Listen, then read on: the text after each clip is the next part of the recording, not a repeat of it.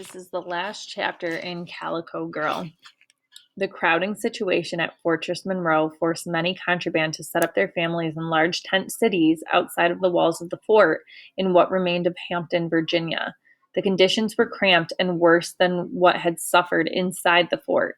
Some former slaves who could write would even appeal to their former masters to allow them to return to their previous homes. Chapter 19, Farewell. August 10th, 1861.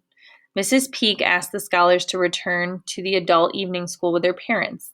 That night, the room was filled to the rafters.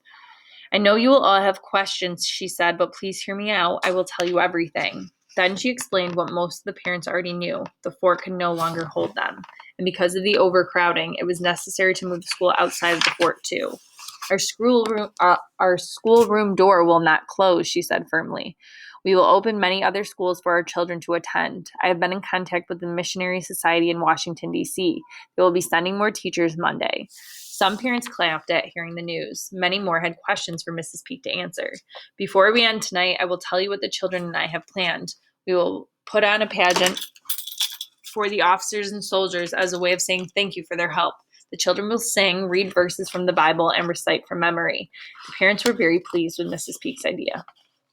When Callie and her family got back to the barracks, Papa wasn't ready to go inside just yet. It wasn't very dark. Let's sit on the porch for a while. The early August wind was warm and breezy. Callie thought it was nice to sit on the porch with Mama and Papa. Papa was staring out at the night like he was looking for something to say, while Mama worked on stitching buttons on a dress. Then Chloe and her new mother walked past. I came to see you, Callie, Chloe said.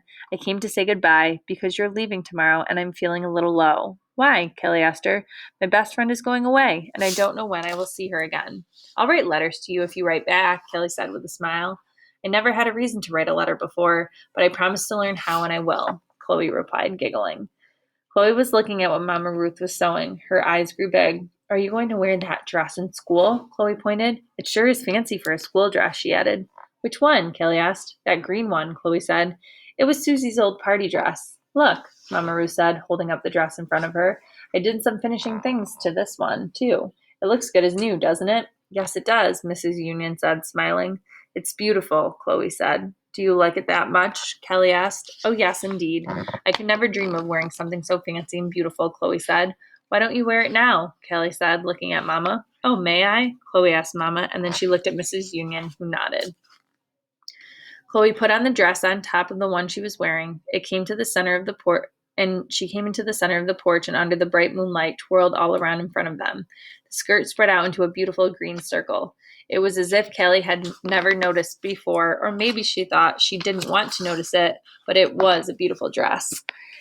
As Callie remembered, Susie did love wearing that dress and brushing her hands past the skirt of it as she was walking. It made a swishing sound. Now I will just need to tuck it in here and over here for you, Mama said to Chloe as she pinched together each side of the dress around the neck. Then it will fit you perfectly, Mama said. It seems like it was made for you, Callie said, smiling to her new friend. The dress seemed to make her so happy. I plan to become a teacher one day, Callie announced, and though it is not a written rule, many teachers wear calico. I am more of a calico girl myself, she said, smiling to Mama and giving her the best hug. Mama hugged her back and laughed. You stand here a minute, Mama told Chloe. Let me size the dress for you. She placed a pin here and there and then helped Chloe step out of the dress. We'd better be heading home, Mrs. Union said. Callie waved goodbye to Chloe and her mother. Now night was coming on. The moon looked wide and awake. Callie could tell Papa had something important he needed to say. She was glad Papa wanted to talk because she was feeling happy, but she was also feeling a little uneasy. She wanted to hear what Papa wanted to say. He had been quiet for most of the night. The word bittersweet describes how I feel, he said, in a funny kind of voice that sounded like it was hard for him to get the words out right. Mama put down her sewing. There are some things I'm happy about, and at the same time, those same things make me feel kind of sad, he said, looking at Mama. It's what you call bittersweet. Kelly knew what Papa meant. Then Papa turned and looked at her. Most of all, tonight I feel a bittersweetness about our Calico girl here, he said, putting his arm around Callie. I spoke with Mrs. Fowle, and she tells me you will have to write a letter home at least once a week, Mama said, smiling. That'll be good, said Papa. I'll be happy to hear about how you're getting along. Yes, Papa, Callie said. I will, and you'll write back? Yes, Mama answered, laughing.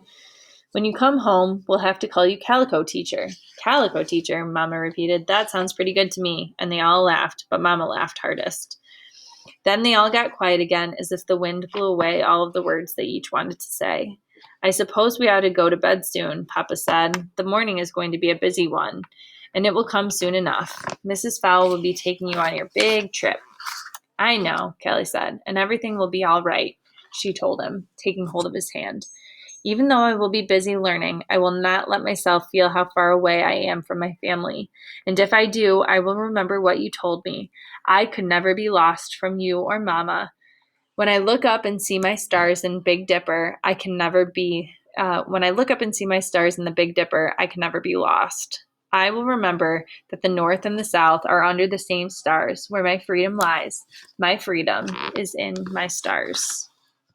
The end.